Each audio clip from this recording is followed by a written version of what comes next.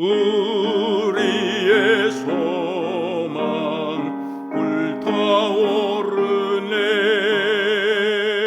주님은 우리의 소망, 우리의 믿음 불타오르네. 말씀에 굳게 선 믿음,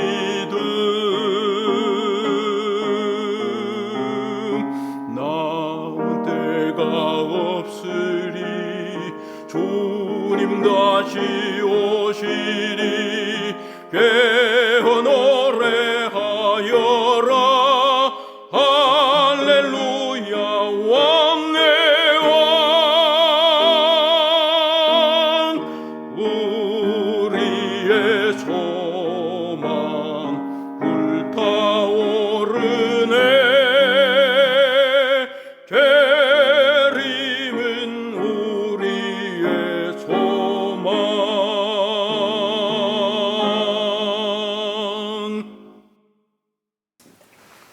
안녕하세요. 오늘도 계속해서 시대의 소망 공부하겠습니다. 오늘은 제69장, 제목은 감람산 위에서. 오늘 공부할 내용이 상당히 많아요. 그동안에 성경 공부를 많이 하신 분들은 마태복음 24장의 내용을 다 알고 있을 것이에요. 오늘 우리 성경 본문이 마태복음 24장이거든요. 근데 오늘 시대 소망 69장 전체하고 또 마태복음 24장 전체를 여러분이 다 읽으시고, 그리고 특별히 각 시대 대쟁투 1장 전체를 읽어주시기 바랍니다.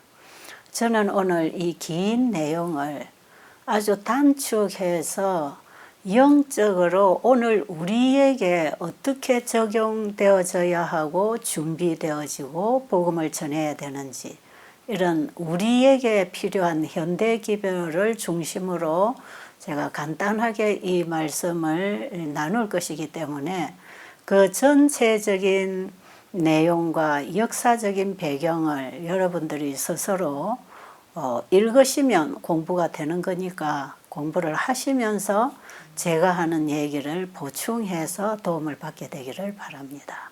우리는 지금 누가 가르치고 듣고가 아니라 우리 서로가 말씀을 읽고 연구하고 내용을 요약해서 이렇게 나누고 있는 것 뿐이니까요. 여러분들이 스스로가 공부하시게 되기를 바라고요. 특별히 이 시대의 소망은 오늘날 예수님의 재림을 기다리고 있는 마지막 성도들의 신앙이 어떻게 돼야 되는지를 예수님을 모본으로 해서 보여주시는 공부를 지금 하고 있기 때문에 이 내용은 교파를 초월해서 온 세상에 알려지고 전파되어야 하기 때문에 지금 이 온라인으로 방송으로 지금 이 공부를 우리가 지금 하고 있는 것이에요.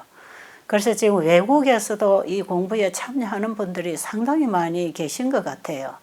그러니까 우리가 함께 이 공부를 하면서 예수님의 재림 준비를 할 수 있도록 예수님을 우리의 개인의 구주로 영접하고 만나고 그분 안에서 살아가는 경험이 무엇인지를 배우는 것이 참 중요합니다. 자, 그러면 오늘 본문의 말씀 전체를 읽어드리지 않고 요약을 해서 읽어드리도록 하겠습니다. 마태복음 24장 1절. 예수께서 성전에서 나와서 가실 때에 제자들이 성전 건물들을 가리켜 보이려고 나아오니 대답하여 가라사대 너희가 이 모든 것을 보지 못하느냐. 내가 진실로 너희에게 이르노니 돌 하나도 돌 위에 남지 않고 다 무너뜨리우리라. 예수께서 감람산 위에 앉으셨을 때에 제자들이 종용이 와서 가로되 우리에게 이르소서 어느 때에 이런 일이 있겠사오며 또 주의 임하심과 세상 끝에는 무슨 징조가 있사오리이까. 예수께서 대답하여 가라사대 너희가 사람의 미혹을 받지 않도록 주의하라. 많은 사람이 내 이름으로 와서 이르되 나는 그리스도라 하여 많은 사람을 미혹해 하리라. 14절 이 천국 복음이 모든 민족에게 증거되기 위하여 온 세상에 전파되리니 그제야 끝이 오리라. 그러므로 너희가 선지자 다니엘의 말한 바 멸망에 가증한 것이 거룩한 곳에 선 것을 보거든 읽는 자는 깨달을진저 그때에 유대에 있는 자들은 산으로 도망할지어다. 20절 너희의 도망하는 일이 겨울에나 안식일에 되지 않도록 기도하라.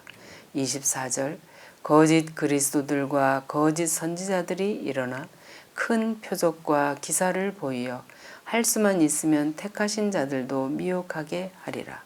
내가 너희에게 미리 말하였노라. 32절 무화과 나무의 비유를 배우라. 그 가지가 연하여지고 잎사귀를 내면 여름이 가까운 줄을 아나니 이와 같이 너희도 이 모든 일을 보거든 인자가 가까이 곧 문 앞에 이른 줄 알라. 37절 노아의 때와 같이 인자의 임함도 그러하리라. 홍수전에 노아가 방주에 들어가던 날까지 사람들이 먹고 마시고 장가들고 시집가고 있으면서 홍수가 나서 저희를 다 멸하기까지 깨닫지 못하였으니 인자의 임함도 이와 같으리라. 44절 이러므로 너희도 예비하고 있으라. 생각지 않은 때에 인자가 오리라. 충성되고 지혜 있는 종이 되어 주인에게 그 집 사람들을 맡아 때를 따라 양식을 나눠줄 자가 누구뇨.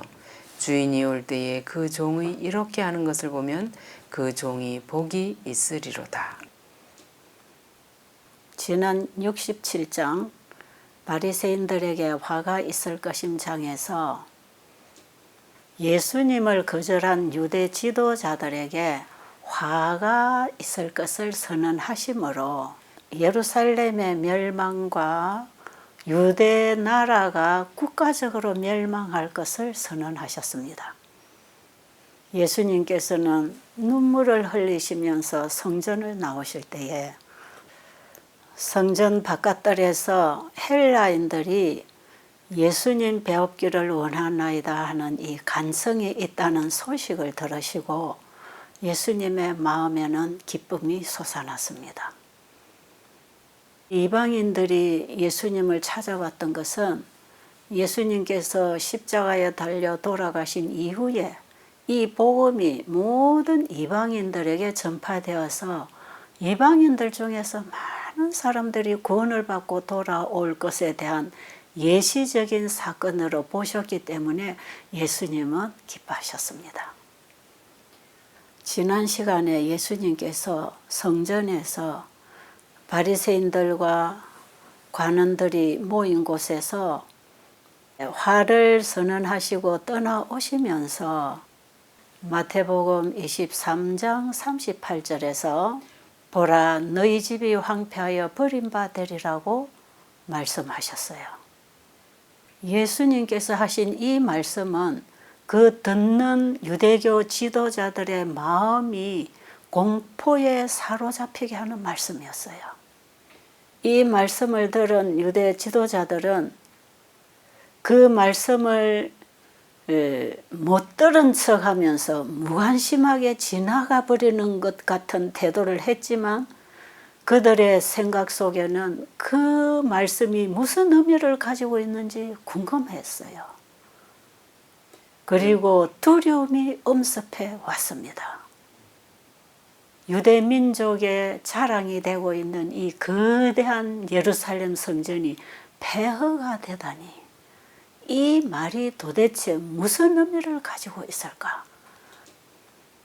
그런데 예수님의 말씀을 유대 지도자들만 들은 게 아니라 옆에 예수님의 제자들도 듣고 있었잖아요.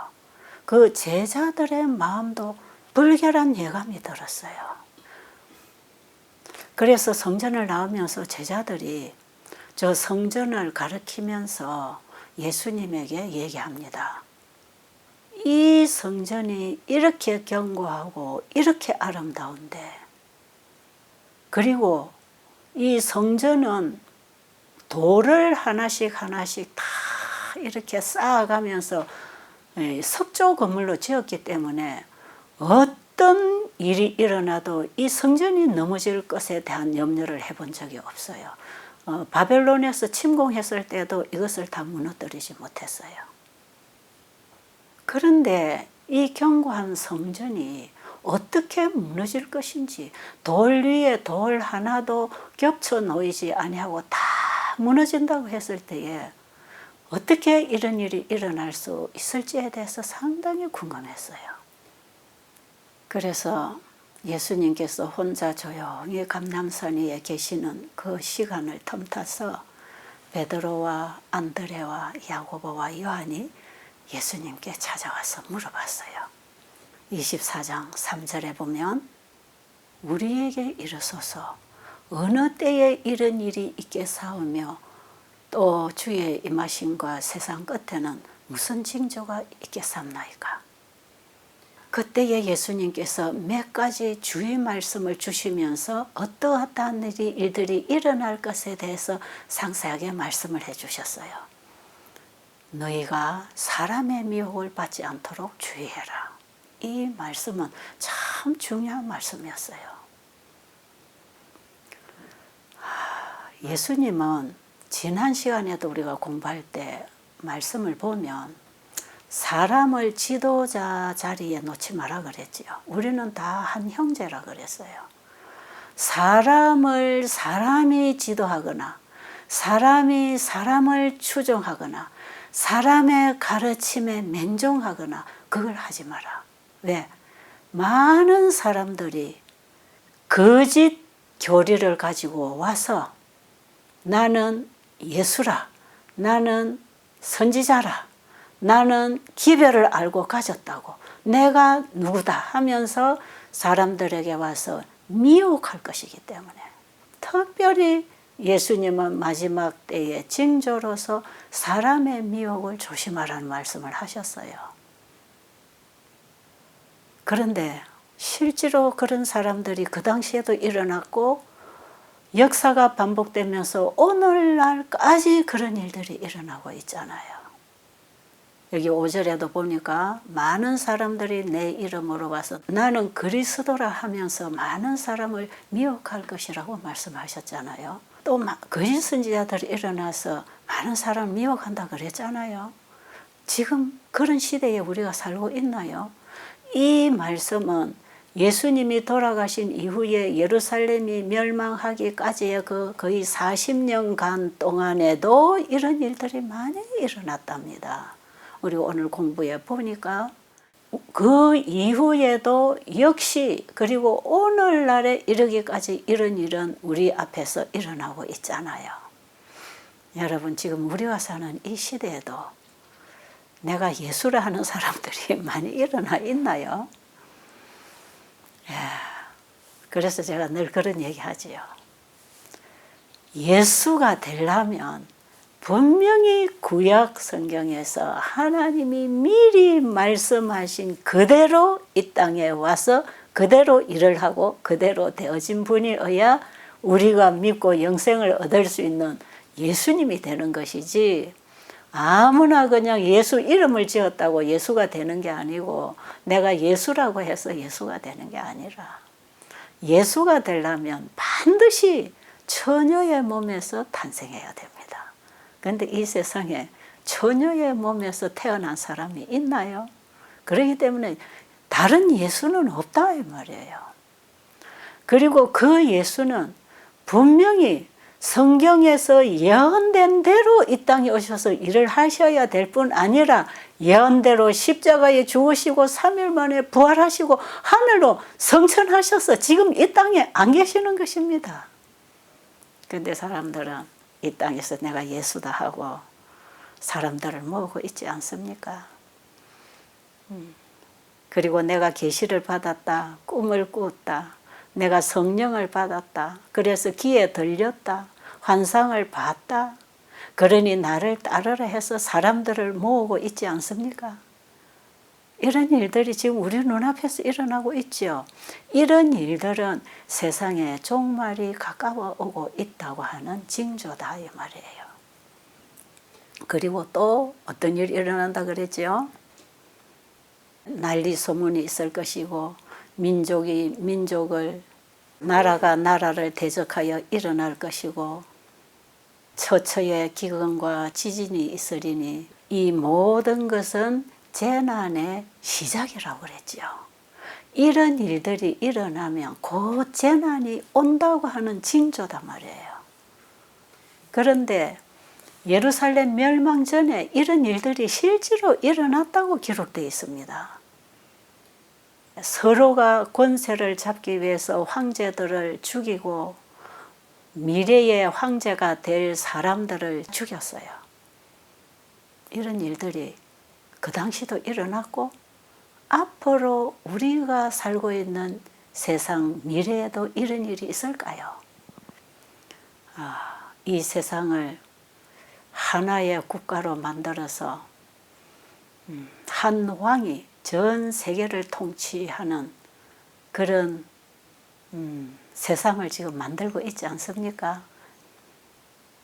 온 세상을 정치적으로, 경제적으로, 종교적으로 하나로 통합을 시켜서 연합을 해서 그 위에 한 지도자가 서서 세계를 통치할 것인데 그 지도자가 교황권이라는 거 우리가 알고 있잖아요. 그런데 아마 이 말씀을 통해 본다면 앞으로 그 자리에 서로 앉기 위해서 그 안에서도 서로 죽이고 그 자리를 쟁취하려고 하는 사건들이 일어나리라고 보지요. 자, 어쨌든 예수님께서는 이러한 일들이 일어날 것이다. 그리고 또 무슨 예언을 주셨습니까? 그때의 사람들이 너희를 환난에 넘겨줄 것이며 또 너희들을 죽일 것이다. 너희들은 내 이름을 위해서 많은 사람들에게 미움을 받을 것이고 핍박을 받을 것이고 가족으로부터 쫓겨날 것이고 생계방도가 어려워질 만큼 너희들은 내 이름으로 많은 핍박을 받고 죽음에 처할 것이다. 이런 일들이 예루살렘 멸망 전에도 일어났나요? 우리는 스데반이 복음을 전하다가 순교를 당한 일, 이어서 야고보가 복음을 전하다가 순교를 당하고 이어서 많은 사도들이 복음을 전하다가 다 순교를 당하고 사도 바울까지도 다 복음을 전하다가 순교당했잖아요. 이런 일들이 예루살렘이 멸망하기 전에도 있을 것이었다고 하셨고 일어났고, 그런데 예수님은 예루살렘의 멸망만 말씀하신 게 아니고 세상 종말에 대해서도 함께 섞어서 말씀을 하셨기 때문에 이와 똑같은 일들이 예수님 재림 전 시대까지 이어질 것을 말씀하고 계십니다. AD 538년에 법왕권이 서면서 어떤 일들이 일어났지요? 정말 전무후무한 사건들이 일어났지 않습니까?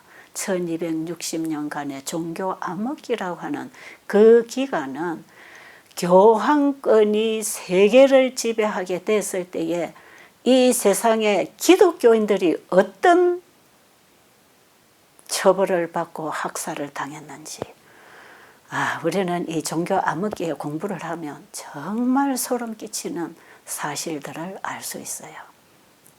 그런데 1798년에 피우스 6세가 감옥에 끌려가서 사망하는 일로 인해서 교황권의 머리가 상했다 하는 사건이 있지요. 그 머리 하나가 상하여 죽게 되었던 그 교황권의 권세가 다시 살아나면 그 일을 또 반복할 것이다.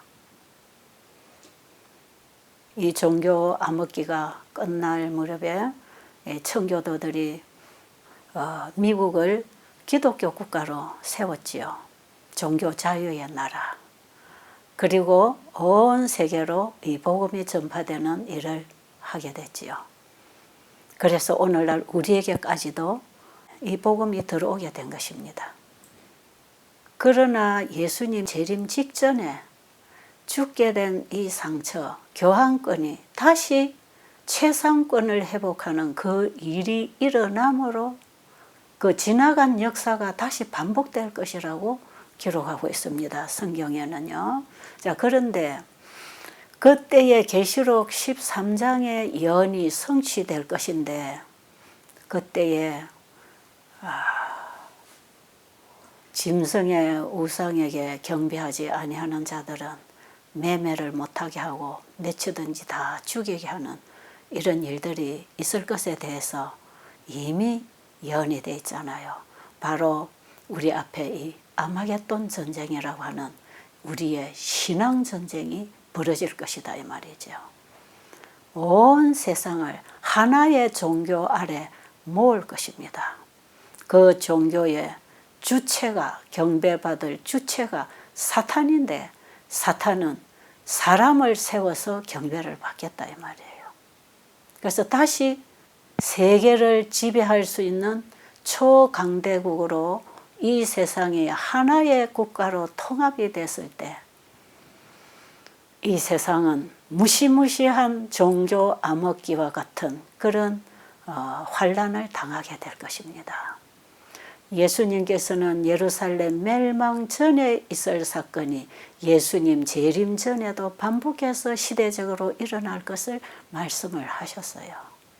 지금 우리는 미래에 일어날 사건을 예언을 통해서 바라보면서 오늘날 우리가 살고 있는 이 시대에 전 세계가 하나로 연합하는 조짐을 지금 보고 있지 않습니까? 전 세계를 하나의 시스템 안에 집어넣어서 하나의 국가로 만드는 데는 대대적인 국가개혁 운동들이 일어날 것인데 이 국가개혁 운동이 점점 발전되면 교황권 시대가 다시 또래한다고 성경 예언은 말하고 있는 것이에요. 지금 우리가 사는 이 세상 우리는 잘 예언을 살피면서 준비해야 하는 때에 우리가 살고 있습니다.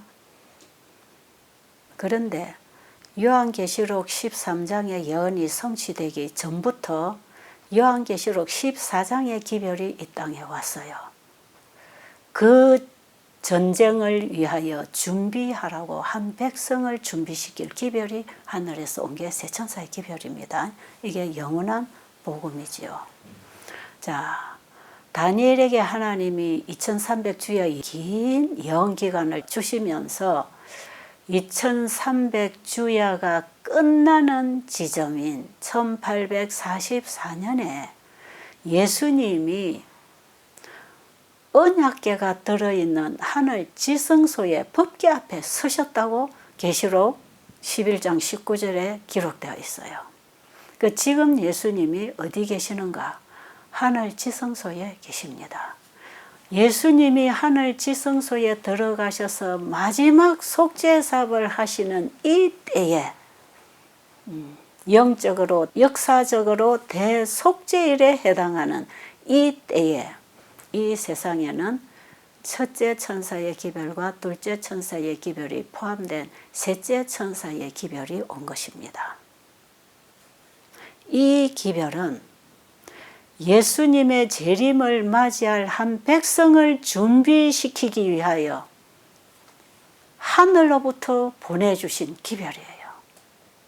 마치 예루살렘이 군대들에게 에워싸이는 것을 보거든 너희는 산으로 도망하라고 하는 최후의 사건을 알려주셔서 그들이 예루살렘 포위 때에 다 피했던 것처럼 마지막 이 지구 역사 마지막 때에 이 세상 바벨론이 완전히 무너지는 그 때를 대비해서 주님께서는 한 기별을 주셨는데 그 기별이 셋째 천사의 기별입니다. 그것이 요한계시록 14장 6절부터 12절 안에 기록되어 있는 내용이에요. 이 기별은 우리의 도피성이신 예수님께로 피하라고 하는 기별이에요. 지금 이러이러한 때가 올 텐데 너희들은 내게로 돌아오라는 기별이지요. 이 복음은 영원한 복음으로서 죄인들이 예수님을 믿음으로 말미암아 구원을 받으라는 복음이에요. 이 복음이 온 세상에 모든 나라와 족속과 방언과 백성에게 전파되면 예수님이 오시겠다는 것이고, 그때는 이미 이 복음을 듣고 예수님을 믿음으로 영접해서 예수님 안에 피한 자들은 영생을 얻겠다는 것입니다. 그래서 이 셋째 천사의 기별, 특별히 첫째와 둘째를 포함한 셋째 천사의 기별은 오직 예수 그리스도를 믿음으로 말미암아 하늘에 들어갈 준비를 하라고 하는 기별이에요. 이 시대에 영적으로 깨어 있어서 주님께 충성하는 종들은 이 때에 맞는 양식을 나눠주는 종이 되는데, 이들이 전하는 기별이 바로 이 세 천사의 기별이에요.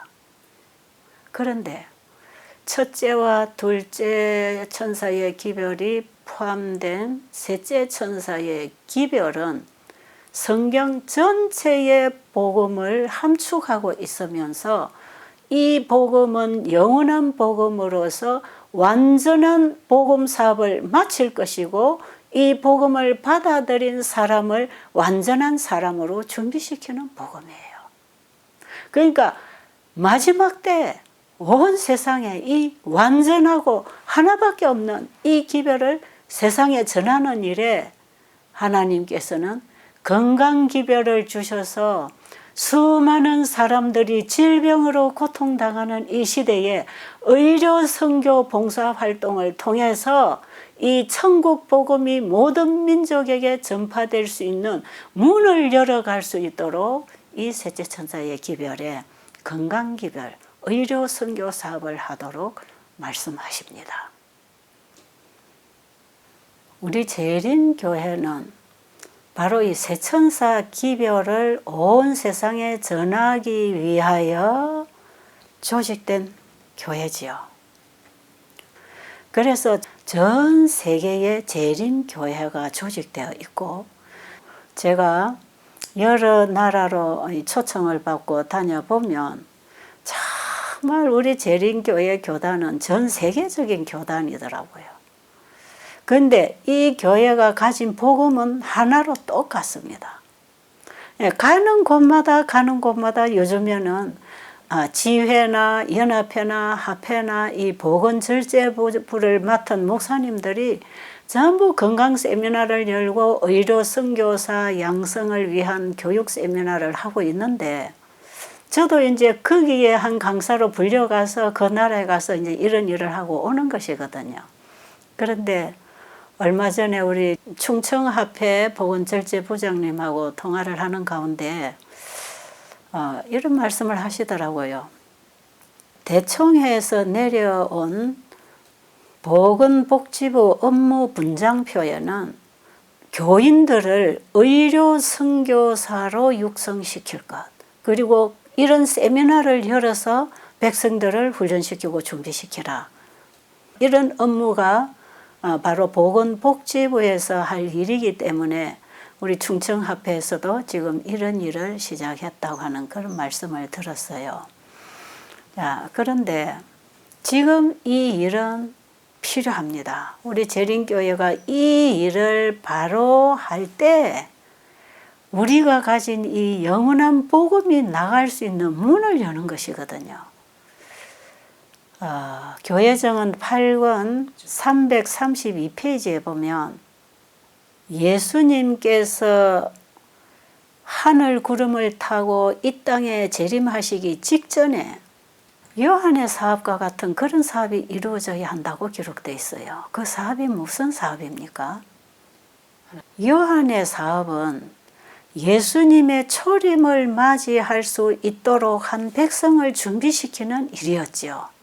그런데 예수님 재림 전에 요한의 사업과 같은 그 사업이 이루어져야 된다고 하는 것은 예수님의 재림을 맞이할 한 백성을 준비시킬 일꾼들이 일어나야 된다고 하는 말씀을 하셨어요. 그런데 교회정은 6권 370페이지부터 보면 이런 말씀이 있습니다. 모든 교회에서 건강개혁의 기별이 전해져야 한다. 건강개혁의 주제가 교회들에서 발표되었다. 그러나 그 빛은 제대로 환영받지 못하였다. 사람들의 이기적이고 건강을 파괴하는 방종은 하나님의 큰 날을 위하여 한 백성을 예비하려고 주어진 기별의 영향에 반작용하였다. 교회들이 힘을 원한다면 그들은 하나님께서 그들에게 주신 기별대로 살아야 한다. 우리 교인들이 이 주제에 관한 빛을 무시하면 그들은 영적, 신체적 퇴보의 분명한 결과를 거둘 것이다. 그리고 이 오래된 교인들의 영향이 새로 믿는 자들을 부패시킬 것이다.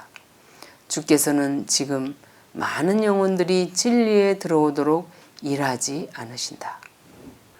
온 세상에 이 세 천사의 기별을 전하라고 이 교회를 세워주셨다면, 그리고 이 교회가 그 일을 하고 있다면 교회 안에 많은 백성들이 이 진리를 찾아 돌아올 거 아니겠어요? 그런데 지금 우리 교회가 그 일을 하고 있나요? 그렇게 부흥을 하고 있나요? 점점 교회가 부흥하고 있나요? 점점 퇴화되고 있나요? 왜 그렇다고 합니까? 지금 읽은 말씀에 보니까 하나님께서 하라고 하는 그 일을 안 하니까, 안 받아들이고 순종 안 하고 그 사업을 안 하니까 하나님께서는 백성들을 이 교회에 보낼 수가 없다고 지금 기록했네요. 예수님께서는 지금 많은 영혼들이 이 진리 교회 안으로 들어오도록 일 안 하신다고 되어 있지요. 왜요?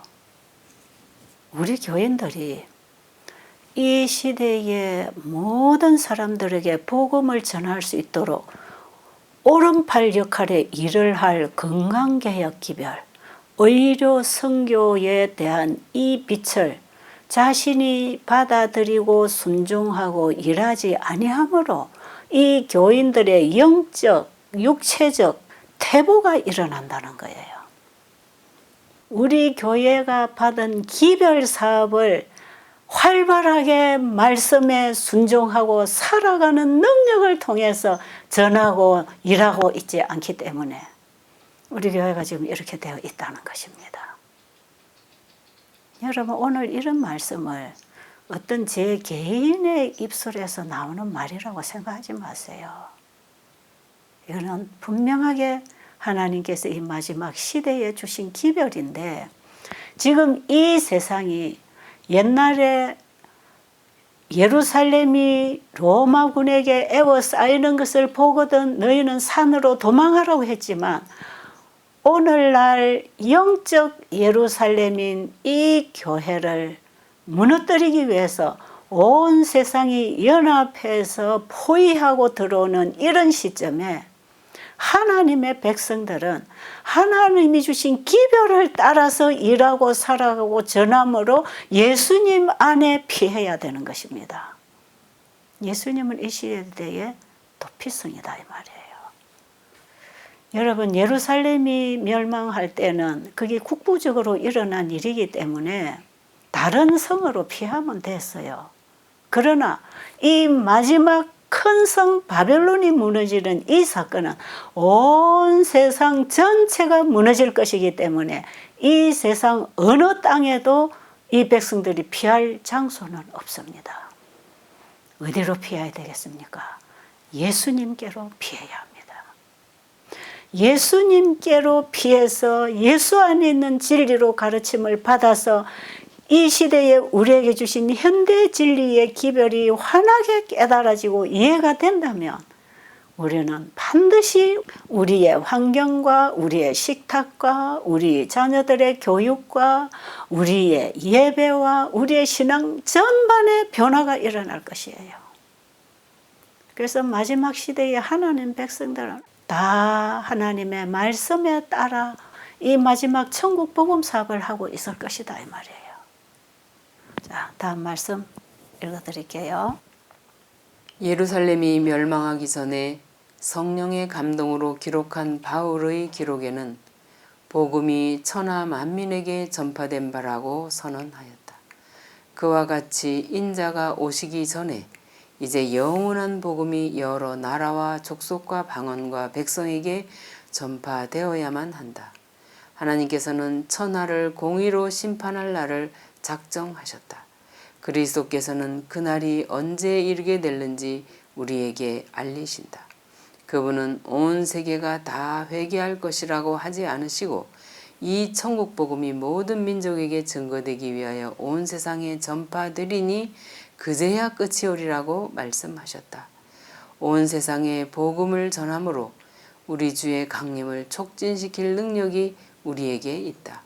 우리는 하나님의 오시는 날을 바라볼 뿐 아니라 그 날을 재촉해야 한다. 만일 그리스도의 교회가 주께서 명하신 바와 같이 맡겨진 사업을 이루었다면 온 세계는 벌써 경고를 받았을 것이며 우리 주 예수께서는 큰 능력과 큰 영광으로 이 세상에 오셨을 것이다. 예수님께서 예루살렘의 멸망이 오기 전에 이 천국 복음이 모든 민족에게 전파된다고 그렇게 말씀하셨지요. 그런데 지금 우리가 읽은 말씀에 보니까 사도 바울이 살아있던 그때에 예루살렘이 멸망하기 전에 천국 복음이 천하 만민에게 전파되었다고 기록하고 있지 않습니까? 그런데 화해부인이 쓰신 증언의 말씀에도 보면 예루살렘이 무너지기 그 전에 사람이 사는 곳에는 어디든지 이 복음이 다 전파되었다 그랬어요.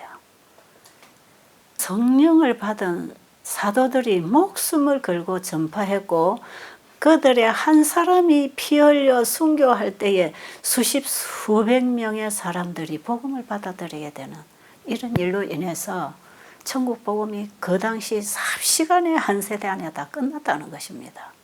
그런데 이 말씀이 또다시 반복되어서 예수님이 재림하시기 직전에도 똑같은 마태복음 24장 14절의 말씀이 적용이 되는 것이에요. 지금 읽은 말씀에 보니까 바로 이 세 천사의 기별이 온 땅에 전거되어 전파되리니 그때에 예수님이 재림하신다 그랬잖아요. 그래서 우리가 이 기별을 열심히 전하고 이 사업을 해 나가면 예수님의 재림이 빨리 오는 것이고 이 기별을 전하지 않고 점점 지금처럼 이렇게만 살고 있다면 예수님 재림은 자꾸 지연이 된다는 것이에요. 여러분 이 세상이 얼마나 악합니까? 이런 세상에 오래오래 살고 싶으세요? 빨리 우리가 죄 없는 하늘 우리 집으로 돌아가려면 이 복음 사업을 빨리빨리 해서 이 천국 복음이 온 땅에 전파되도록 해야 된다 이 말이에요. 온 세상이 다 회개한다고 안 하시고 이 복음이 전거되어 전파되면 그제야 끝이 온다는 것이에요. 그리고 이 복음이 전파되는 이 사건은 다니엘서 11장 44절에 보면 동북으로부터 소문이 올 때 북방왕은 이들을 전멸시키기 위하여 이들을 도륙하기 위하여 일어날 것이라고 되어 있잖아요. 이 동북에서 오는 소문이 바로 이 세제천사 기별이에요. 예수님께서 제자들에게 이런 때가 오면 피하라는 사건이 있었지요. 그 사건이 마태복음 24장 15절부터 너희가 선지자 다니엘이 말한 것처럼 멸망에 가정한 것이 거룩한 곳에 선 것을 보거든 그때의 유대에 있는 자들은 산으로 도망하라 그랬죠. 그리고 똑같은 사건을 두고 누가복음 21장 20절로 21절에 보면 너희가 예루살렘이 군대들에게 에워싸이는 것을 보거든 그 멸망이 가까운 줄을 알라. 그때에 유대에 있는 자들은 산으로 도망할 것이며 성내에 있는 자들도 다 나가야 된다. 그 말씀을 하시지요. 그러면서 그 다음 절에 보면 너희가 도망하는 일이 안식일이나 겨울이 되지 않도록 기도하라고 그러셨어요. 자, 예수님은 안식일을 거룩하게 구별하셨고 이 날에 다른 어떤 일이 일어나기를 원치 않으셨어요. 예수님이 십자가에 달려 돌아가심으로써 안식일이 폐지된 게 아닙니다. 지금 예루살렘 멸망은 예수님이 십자가에 돌아가신 후 거의 40년 지난 후에 그때에도 안식일을 구별하라는 것이에요. 안식일은 에덴에서부터 제정하셨고 우리는 구원받아 하늘에 가서도 영원히 지킬 안식일이기 때문에 안식일은 절대로 변경할 수 없습니다. 왜 이 안식일은 창조의 기념일과 구속의 기념일로서 영원한 하나님과 우리 사이에 언약의 표징이 되는 날이기 때문에 우리가 창조주를 경배하고 그분께 예배하는 신앙을 가지고 있는 한 안식일은 우리 인간과 하나님 사이에서 분리될 수가 없는 날이에요. 그래서 예수님은 그 환란 때에도 안식일을 구별하라고 하신 것이지요. 그리고 겨울에 산에 도망을 가면 먹을 게 없고 춥고 힘들잖아요. 그러니까 겨울에 걸리지 않도록 해라. 언제든지 너희들이 산에 가서 열매를 따먹을 수 있고 그저 노지에 누워도 냉기를 느끼지 않고 잠을 잘 수 있는 이런 따뜻한 계절에 너희들이 도망을 할 수 있도록 기도해야 할 것이다. 이런 아주 자상한 말씀을 예수님이 해 주셨습니다. 자, 그런데 실제로 예루살렘이 AD 66년에 1차 포위가 됐습니다. 세스티우스에 의해서 로마군이 예루살렘을 포위하고 들어왔을 때에 이 성 안에 있는 유대인들은 자기들이 속수무책인 것을 알고 항복하려고 했는데 이유 없이 로마군이 포위를 풀고 퇴군을 하게 됐고 이 모습을 보고 예루살렘 안에 있던 유대 군들이 뒤쫓아가서 전쟁을 치르는 동안에 어떤 일이 벌어졌지요? 이때는 장막절이었기 때문에 전국에 있는 유대인들이 또 예루살렘에 다 모여 있는 그런 날이었어요. 그런데 예수님이 말씀하신 말씀을 기억하고 준비하고 있던 그리스도인들은 로마 군대가 예루살렘을 에워싸는 것을 보거든 도망하라고 했지 바로 도망해야 할 그 사건이 지금 일어나고 있는 걸 알았어요. 그러니까 옆에 있는 친구들에게 아는 사람들에게 막 소문을 내서 우리 빨리 나가자 하고 나갈 때에 그 주님의 말씀을 믿고 순종한 자들은 전부 베레아에 있는 벨라성으로 도망을 해서 재차 예루살렘이 포위당했을 때에는 한 사람도 그리스도인들은 죽지 않았다고 합니다. 그런데 이제 그 재차 포위가 됐을 때 어떤 참상이 일어났는지 이건 이제 우리가 좀 각시대 대쟁투 1장에 있는 내용을 좀 읽어드리면서 좀 실감나게 그 상황을 이해하는 것이 좋을 것 같습니다. 자, 읽어드릴게요. 예루살렘이 티투스로 말미암아 재차 포위되었을 때 당한 재난은 실로 끔찍스러웠다. 그 도성은 6월절에 포위를 당했는데 수백만의 유대인들이 성 안에 모여 있었다. 잘 보존하기만 하였더라면 주민들이 몇 년 동안 넉넉히 먹을 수 있었을 저장된 식량은 불목한 당파간의 질투와 복수로 이미 없어져 버렸고 지금은 온갖 심한 기아에 빠지게 되었다. 밀 한 대의 값이 한 달란트나 되었다. 1차 예루살렘 포위 때에 주님의 경고를 받아들이지 아니하는 자들이 재차 포위가 됐을 때는 그때가 4년 후 그때에는 6월절이었어요. 6월절은 유대인들에게 제일 큰 명절이잖아요. 그러니까 이때에도 각 처에 흩어져 있던 유대인들이 다 예루살렘으로 모여들었습니다. 보니까 수백만 명이라 그랬지요. 이런 사람들이 티투스에 의해서 재차 포위될 때에 다 살해당하고 죽었어요. 근데 그 참상이 지금 보니까 기아에 허덕였다. 그들이 얼마까지는 보존할 수 있는 식량이 있었겠지만 서로가 자기 것 나누고 강한 자는 약한 것들을 훔치고 도둑질을 하고 때리고 죽이면서 자기만 살고자 착취를 하는 가운데 엄청나게 많은 기아에 허덕이는 사람들이 생겨났다 이 말이에요. 그러니까 그때에 밀 한 대가 1달란트가 되었다 그랬죠. 이것은요, 돈 가치가 완전히 바닥에 떨어진 상태를 얘기하는 것이지요. 그런데 여러분, 앞으로도 이런 때가 올까요?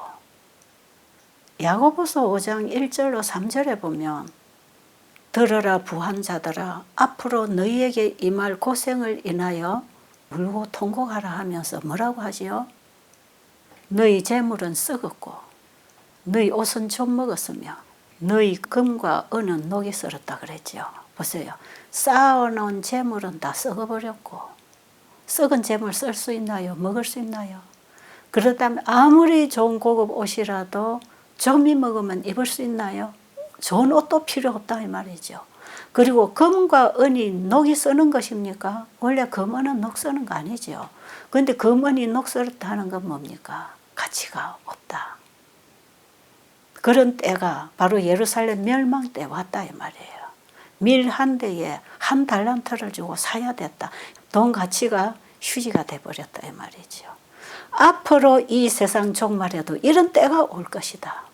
전 세계가 경제적으로 몰락하게 되면 이제 기아에 허덕이는 때가 올 것이다 이 말이죠. 그래서 미리 하나님께서는 선지자를 통해서 시골로 가서 땅을 구입하고 자급자족을 하고 가족들을 데리고 시골로 가라고 하는 기별이 일찍이 와 있는 것이에요. 지금 우리는 그런 때를 위해서 준비하는 것은 현명하다고 생각합니다. 아마 우리가 예수님께 피하고 예수님 안에서 배운다면 이런 가르침을 받아들이게 될 것이에요.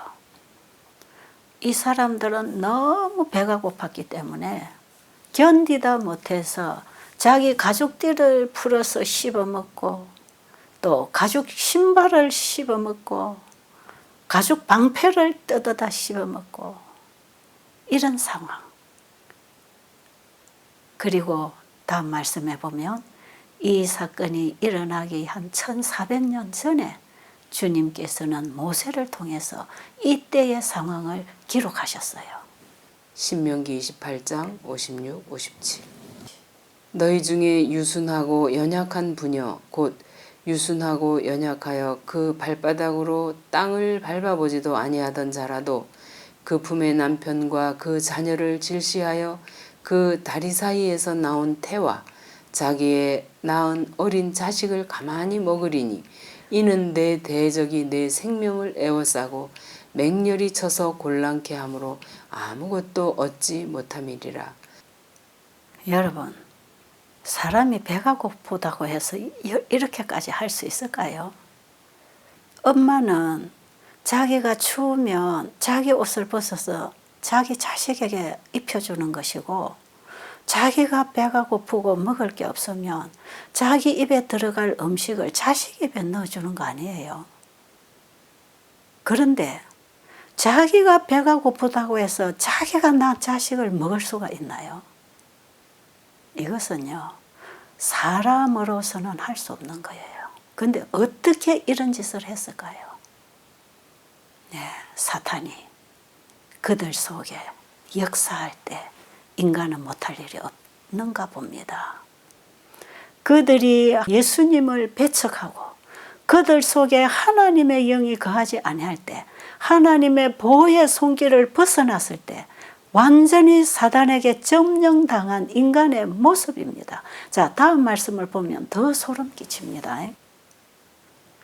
로마의 장군들은 유대인을 공포에 휩싸이게 하여 그들의 항복을 얻어내려고 하였다.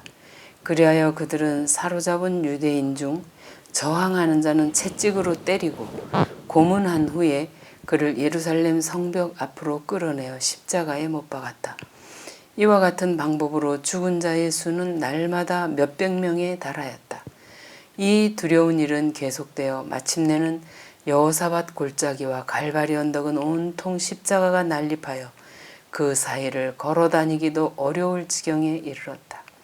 일찍이 빌라도의 재판정에서 그 피를 우리와 우리 자손에게 돌릴지어다 하고 외치던 그 무서운 요구는 그처럼 무섭게 응답되었다.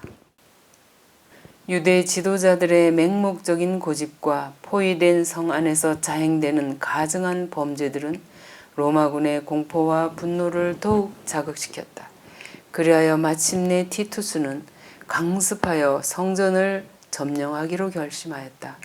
그러나 그는 할 수만 있으면 그 성전을 파멸해서 건져내고자 애를 썼다.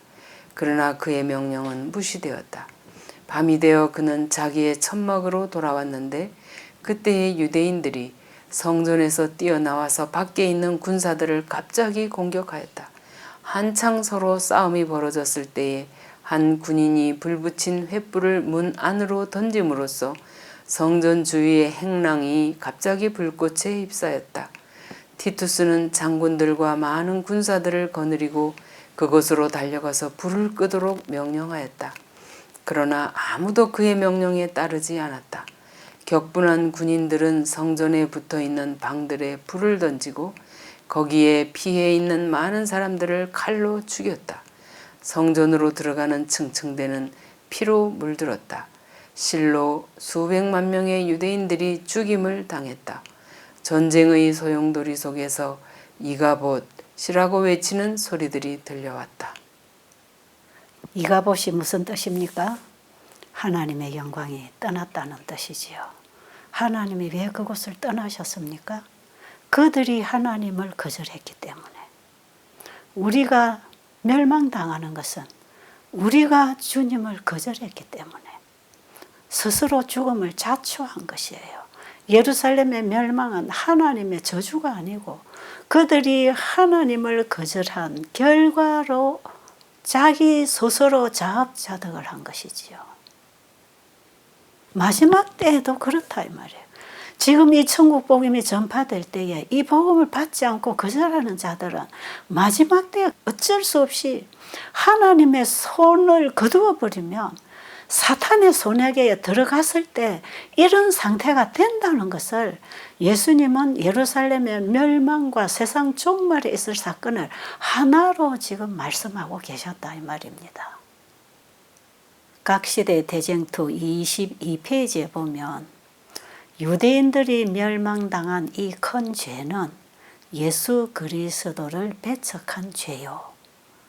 마지막 때의 이 세상 종말에 당할 그 상황은 예수를 믿는다고는 공언하고 있었지만 그분의 말씀을 불순종함으로 하나님의 율법을 배척한 죄로서 그들에게 멸망이 임한다고 하는 것입니다. 마지막 때에는 진짜 예수를 믿는지 안 믿는지는 그들이 하나님의 말씀에 어떻게 반응하고 사는가에 따라서 그 열매로 그들을 알 것이다 이 말이에요. 이제 마지막으로 다음 말씀 읽어드리고 마치도록 하겠습니다. 위기는 서서히 우리에게 덮쳐오고 있다. 태양은 하늘에서 비추며 여전히 궤도를 따라 돌며 하늘은 여전히 하나님의 영광을 선포한다. 사람들은 여전히 먹고 마시고 심고 짓고 장가가고 시집가고 있다. 상인들은 여전히 사고 팔고 있으며 사람들은 서로 밀면서 가장 높은 자리를 차지하기 위하여 싸운다. 쾌락을 사랑하는 자들은 여전히 극장과 경마장과 도박장으로 몰려들고 있다. 최고조의 흥분이 편만에 있는 반면 은혜의 시간은 속히 맞춰지려 하고 있다. 모든 사람의 운명이 영원히 결정되려고 한다. 시대의 소망 634쪽 에녹, 노아, 아브라함, 모세 등이 각각 저희 시대에 알맞는 진리를 전파한 것처럼 지금 그리스도의 종들은 이 시대에 대한 특별한 경고를 발해야 할 것이다. 예수님은 어느 시대에나 현대 진리입니다. 노아나 아브라함이나 모세가 전했던 그 시대의 현대 기별은 예수님이었고, 오늘날 이 시대의 백성들에게 구원의 기별을 보내는 사람들은 그 구원이 예수님께로부터 온다는 사실을 전해야 돼요.